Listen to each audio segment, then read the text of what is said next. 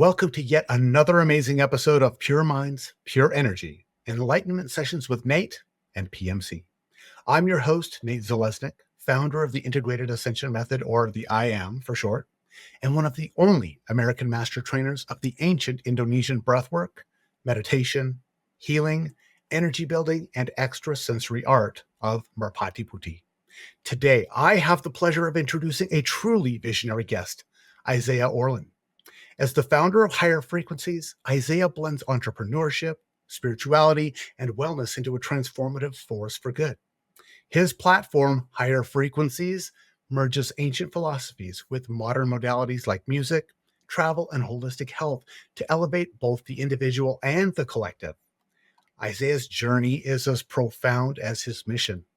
From a metaphysical upbringing to surviving life-altering experiences like his first day at Lehman Brothers in the World Trade Center during 9/11, Isaiah has channeled these challenges into a calling to guide others toward enlightenment. Through his innovative work, he's shaping the future of wellness and wellness tourism and teaching us all how to harmonize mind, body, and spirit. So get ready for a conversation where we're going to dive deep into the realms of consciousness, discipline, and the light within all of us. Welcome, Isaiah. It's wonderful to have you here, brother. Thank you, Nate. Thank you for the warm introduction. And I'm excited to dive deep with you. And this is a conversation of health, wellness, and discipline. Well, you are in the right place at the right time for all of those things. So please tell the audience about yourself. How did Higher Frequencies come to be? Higher Frequencies was birthed out of, I'm a non-practicing attorney. I was in the alcohol space. I was a casino executive. And at the time, I was actually running a champagne company. And I went down to Peru for the first time to sit with the Shipibo tribe and drink Mother Ayahuasca.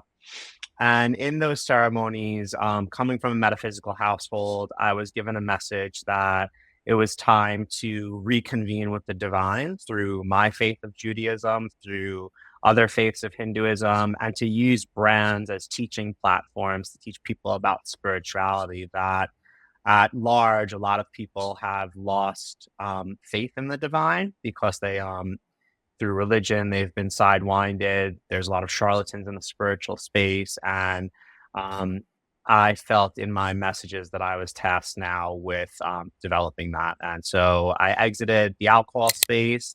And at first, Higher Frequencies was a cannabis brand. Very interesting.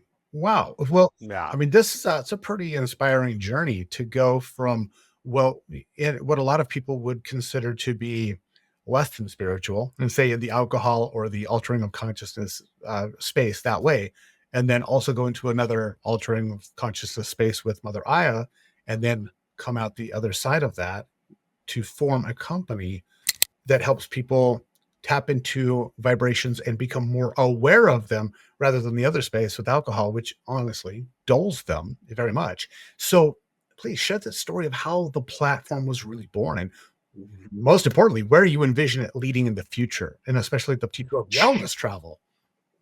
Sure, that's great. So the platform was born out of the thought process of the Solfeggio frequencies, the chakras, the map of consciousness by David Hawkins.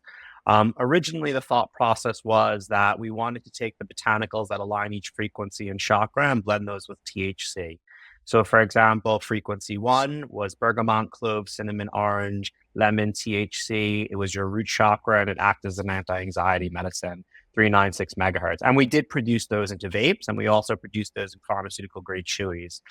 But the core of the platform originally was actually 4 core tribes. It still is, actually. It's not the mantra, but the tribes of spiritual enlightenment, wellness, travel, and music. Why? All these different modalities of healing can be fit into those tribes. And most importantly, those tribes, they're non-denominational, and they don't generally create conflict with people. Now, there is music out there that's produced on negative low frequencies, but we veer away from that. Unfortunately, we had built the brands, and there's a clothing line as well, but we launched the week of COVID. So life took me in some other directions, and it also took me into the umbilical cord derived stem cell space, which regenerative medicine. So my modalities of healing became ancestral medicine and regenerative medicine. And that's when this whole wellness journey sort of started to take shape of, well, how do we start really, what does this platform look like? Where is it leading? What's the future of wellness travel look like? Because I created partnership marketing in Las Vegas, originally for Las Vegas Sands, which is the Venetian and Palazzo hotels. And the journey started there. So really the birth of the brand was about 2018. And it brought me back to Las Vegas in 2024 to explore where the next phase of this brand is going. Oh, I love that. I love that. And I'm going to go back Yeah. to what you said a little bit ago, because this is actually very pertinent. So you were mentioning Dr. David Hawkins, who, for the people out there that watching this or listening right now, if you have never read the book Power versus Force by Dr. David Hawkins, MD and PhD, it's a really good read. As a matter of fact, it helps for those of us who are meditators to really so for those of us who are meditators who also have this internal desire to understand more of just the how and not just only what, this really puts things into perspective, especially when you're interacting with other people and realizing that, hey, they're where they're at as well. And this calibration of the level of consciousness, it's very interesting to me, Isaiah, that of the four avatars that Dr. Hawkins talks about who have ever walked the face of the earth, the people who have attained the highest level of conscious awareness, Jesus Christ, Buddha, Zoroaster, and Krishna, three of them are from India. I find that Yes. fascinating that three of them were from. And they actually say though that Jesus Christ, the years he was missing, he was studying the Vedas in India. And I've also read that they have record of him in Russia as well. So, I Yes. mean, he was all over. And there's an interesting book, it's quite an interesting tale. Please. It's called Mutant Message Down Under. And it's a wonderful book about a author, and she goes to Australia and she goes out into the bush and goes on walkabout with the last true Aboriginal tribe that is not on the Australian census. The government has no idea that they exist. And they went to a cave underneath Uluru or Ayers Rock. And there is, according to her, there are, how would I put this? Paintings of talking about Jesus Christ. And the elders told her, yes, we knew he was on the planet, but he didn't need to come here. It wasn't required for him to come here. He went where he was needed. It was like, whoa, that's kind of a mind blower. But in the interconnectedness of the quantum fields and all of consciousness being, in essence, its own self-experiencing itself, all of us, it's not that surprising. And so, when it comes down to higher frequencies, I love your name. I mean, I it's hard for me to believe that you were able to even get higherfrequencies.com, because come on, that's an amazing URL. I don't know.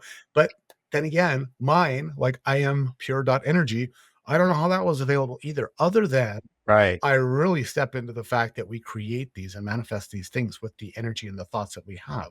And so with you really emphasize manifestation, but also the importance of disciplining your senses so that you can purify your Correct. mind, purify your body and your soul. So how can someone really begin this practice in their daily life?